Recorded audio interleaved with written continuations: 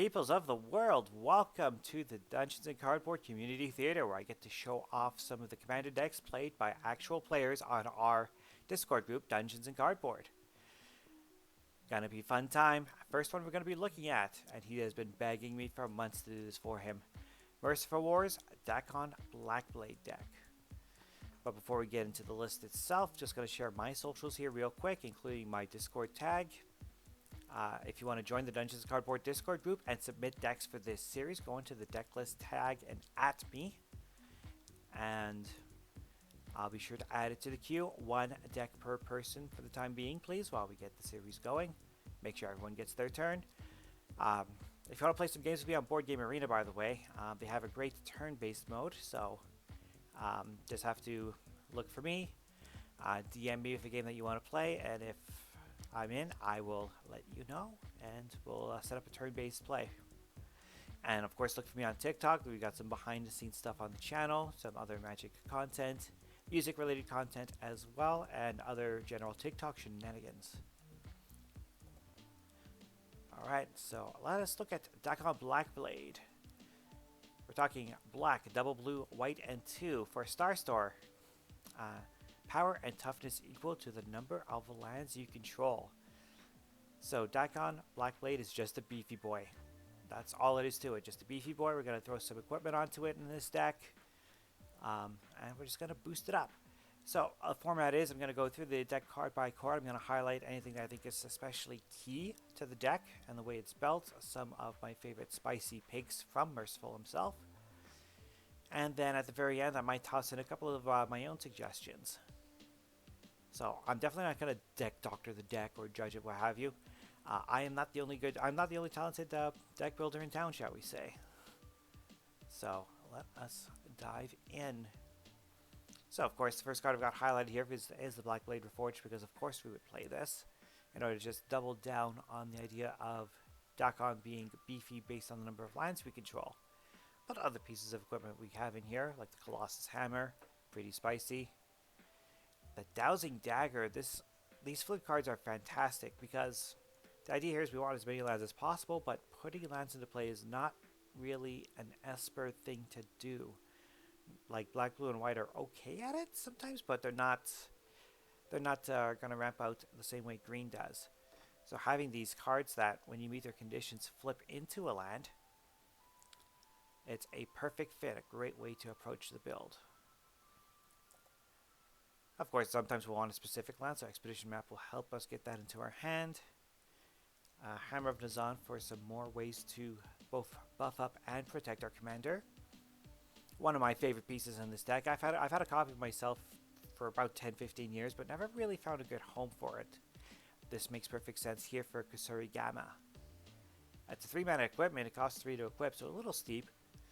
And equipped creature has 2 generic to have the creature get +1/+0 until end of turn. That sounds expensive.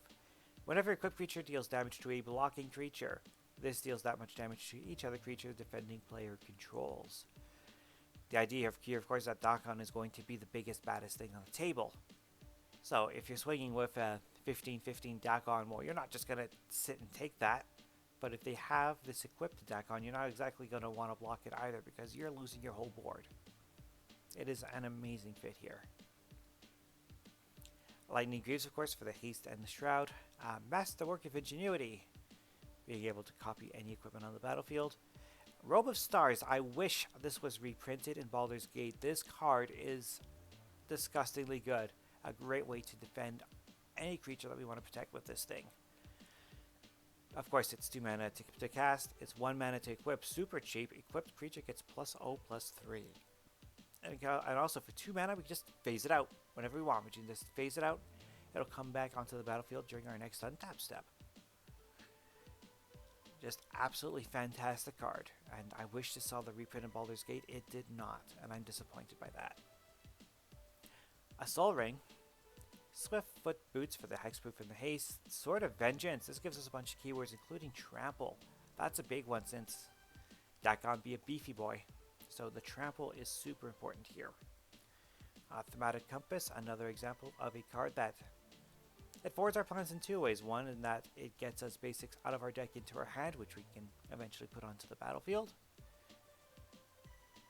This also eventually flips into a land that actually defends us. Not only does it tap for a generic mana, but we could also use it to untap a creature that's attacking us and remove it from combat. Fantastic, fantastic card here. The Trailblazer's Boots, also fantastic. Equipped creature has non-basic land walk. When was the last time you ran into a deck that played only basics? I'm sure someone's going to be in the comments like, my playgroup only runs basics. Sweet. That means this is not a good card in your meta. But in the game at large, Trailblazer's Boots reads, equip 2, equipped creature is unblockable. The Wayfarer's Bauble, of course, goes to get a basic, put it onto the battlefield. Whisper Silk Cloak for the unblockable and the Shroud. And Winged Boots. Equipped creature has flying and Ward 4. Ward 4 is a big deal. You are not going to get rid of Dakkon with single target removal once this is equipped to him. And at only 1 mana to equip? Oh yes.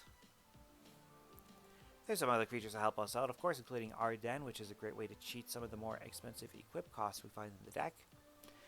Balan, a good plan B here. Has double strike as long as two or more pieces of equipment are attached to it, and for a white and 1 we get to attach all of our equipment to Balan, regardless of what the equip cost would normally be. Fantastic stuff. Clever Impersonator, let us copy literally anything we want. Kazmina. This is one of the few actual landfall cards in the deck. It says here, at the beginning of your upkeep, you may exile Kazmina, and if you do, gains the ability of whenever a land enters the battlefield under your control, if this is exiled, put a Voyage counter on it. If you don't put the Voyage counter on it, it comes back onto the battlefield with 1/1 counters on it, and you draw that many cards. So, great little card for the great little synergy here to get some extra cards. We have the option of playing it on the backside as the Almond Keel, being a double-faced card. Generally speaking, this is not part of the plan. It's really for the front face. Danatha, of course, to reduce the cost of our equipment spells. Also has lots of keywords. Note that I'm not talking about auras. Dream Escape Artist. It's a hair on a stick in blue. It's a great way for blue to put basics onto the battlefield in a hurry. So 2 mana for this 1/1. 3 tap, discard a card and sack a land. That seems like a really steep price. Search your library for up to 2 basic land cards, put them onto the battlefield, untapped and ready to go, by the way. Then shuffle your library. If you're familiar with the green card Harrow, and let me bring that up. A blue card that's basically turning every card in your hand into a Harrow. Yes, like we already play this card in green decks. Blue has access to it with the Dreamscape Artist. How cool is that? The Iron Soul Enforcer. Whenever this, our commander we control attacks alone, return an artifact or card from our graveyard to the battlefield. 17 artifacts in the deck? Yeah. We definitely want to bring some of our artifacts back if they ever end up in the graveyard. Core Cartographer. Let's go get any Plains card, basic or non-basic, puts it onto the battlefield, tapped. So, yep, lots of love for Core Cartographer here. The Leonin Shikiri. Activate equip abilities anytime we could cast an instant. Normally we can only equip at sorcery speed. This gets around that. That Phyrexian Crusader. A little bit of sneaky infect in the deck. First strike protection from red and white. So, going to be really, really hard to remove with those protections on it also. The Pure Steel Paladin, of course. Equip deck staple. We're not running as many equipment decks as, say, a typical Boros equipment deck would, but that's okay. This is still going to do the work. Shimmer Dragon. We can tap our equipment because they don't care if they're tapped or not. They're still going to do their thing. So let's tap our equipment to draw some cards. Skittles. A flying infect creature. Again, just sort of infect someone out of nowhere. We're not expecting it. If we hate their commander too much, well, Skittles is looming, ready to do the work. Sod Robot, of course, to go get a basic. SRAM lets us draw a card whenever we cast an equipment or vehicle spell. Again, notice I'm not talking about auras. Stormforge Mystic lets us, of course, go get any equipment we want. The Sun Titan. Whenever this enters the battlefield or attacks, we get to return a permanent card with mana value 3 or less from our graveyard to the battlefield. Sweet. The Tribute Mage, when this enters the battlefield, we go get an artifact card of mana value 2. Put it into our hand. That includes the Blackblade Reforged. That includes the Dowsing Dagger. That includes the Lightning Greaves. So we've got some great targets with the Tribute Mage. And Ulamog, of course. We're putting a bunch of lands into play. Casting Ulamog is a trivial matter. Moving on to some instants and sorceries now. Blue Sun Zenith. Not a huge fan of the triple blue myself. But triple blue, X, draw X cards. Yes, we shuffle this back into our library. Get to use it again in the future. This deck plays more than enough lands that we could get there, so I'm not too worried about the triple blue. Normally I would be in a 3-color deck, but not this one. Brainstorm, of course, draw 3, put 2 cards back on top. Echoing Truth is someone playing clues, or perhaps someone's managed to tap down the treasure tokens using something like Blind Obedience. Well, all of a sudden we can bounce all of those back to their owner's hands, all of them for 2 mana. Fierce Guardianship, return, as long as we got our commander, it's free to cast, count as a non-creature spell. Patrician Scorn, this is the spice. There are no enchantments in this deck. 0. None. So we play a white spell, and then we immediately follow up with the Patrician Scorn, wipe out all of the enchantments. Rapid Hybridization, turns a creature into a frog. Settle the Wreckage. Exile all attacking creatures target player controls. That player may search the library for that many basics. Put them onto the battlefield tapped. We could play it against ourselves in concept. But, I mean, this is definitely here for defense. Stubborn Denial. Our commander is always going to be like 5-6 power or better. So, the idea of having a single blue negate, because that's what this ends up being, is amazing. Swords to Plowshares, of course, exiles a creature. The Thirst for Knowledge, draw some cards. Then we discard 2 cards unless we discard a single artifact. There you go, some good card advantage here at instant speed. Tragic Lesson, draw 2 cards, then discard a card unless we return a land we control to its owner's hand. That's a pretty nifty instant speed card draw. Vampiric Tutor, of course. And the Whir of Invention to let us go get any artifact we want, mana value X. On to sorceries with Dance of the Manse. So white, blue, X, return up to X artifacts. Again, no enchantments in this deck. Return up to X artifacts with mana value X or less from our graveyard to the battlefield. If X is 6 or more, those permanents are 4/4 creatures in addition to their other types. So, obviously it depends on what we want to do at that moment of the game. Because we run a lot of equipment, we don't necessarily want our equipment to become creatures. But if we're at a state of the game where we're better off going wide than going tall, we could do that. It's a nice piece of flexibility. Debt to the Deathless. This is a great piece of tech here. Double black, double white X. Each opponent loses 2 times X life. You gain life equal to the life lost this way. Fantastic stuff. A great way to finish off the board. Especially since we're putting down a ton of lands. X is going to be pretty high. Deep Analysis for some card draw. We can use it twice. Divine Reckoning. Board wipe that we can use twice. Each player chooses a creature they control. Destroy the rest. We're choosing Dakkon every time. Because Dakkon is a big beefy boy. Going to be the biggest, scariest thing on the table. Every time. So, makes perfect sense to me. Fabricate to go get an artifact. Put it into our hand. Open the armory. Lets us go get any piece of equipment and put it into our hand. Ponder. Let's just look at our top 3. If we don't like it, we shuffle our deck. Then we draw a card. Sevin's Reclamation. Return a permanent card with mana value 3 or less from our graveyard to the battlefield. Yes, please. If this spell was cast from a graveyard, you may copy it and choose a new target for the copy. And of course, it has flashback of 5, so it casts itself from the graveyard, basically. Supreme Verdict. 4 mana, cannot be countered, destroy all creatures. The ultimate reset button. And Torment of Hailfire, one of the great finishers in our format. Double black and X. Again, X is going to be huge because of the number of lands we'll have in play. Each opponent loses 3 life unless that player sacrifices a non-land permanent or discards a card. Repeat this process X times. 37 lands to round out the list. So let's go through them all real quick. Azorius Chancery. Myria the Sky Ruin. It enters the battlefield tapped, and at the beginning of your upkeep, if you control 7 or more planes, you may return a creature card from your graveyard to the battlefield. Pretty sweet. Except there's, I've kind of ran a count. There's only 10 planes total. That's basics and non-basics in the deck. So it's going to be really hard to get this active even with the abilities that we're running. But once it is, woo, it's a house.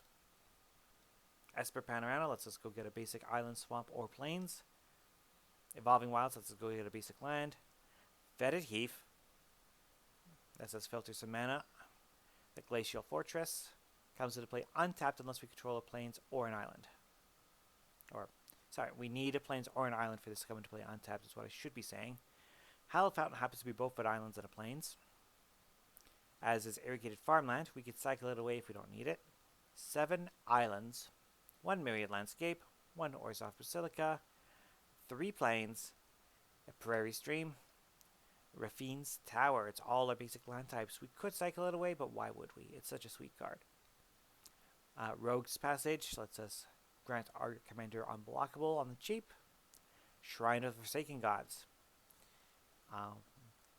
No opportunity cost. It taps for a colorless. It taps for 2 colorless, but we can only spend to cast colorless spells.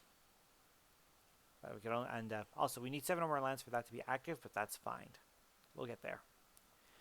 2 snow-covered islands, 3 snow-covered plains, 2 snow-covered swamps, 1 regular swamp. That's not a lot of swamps, just saying. Tectonic Edge. Pay 1 tap its active to destroy a non-basic land. Temple of the False God.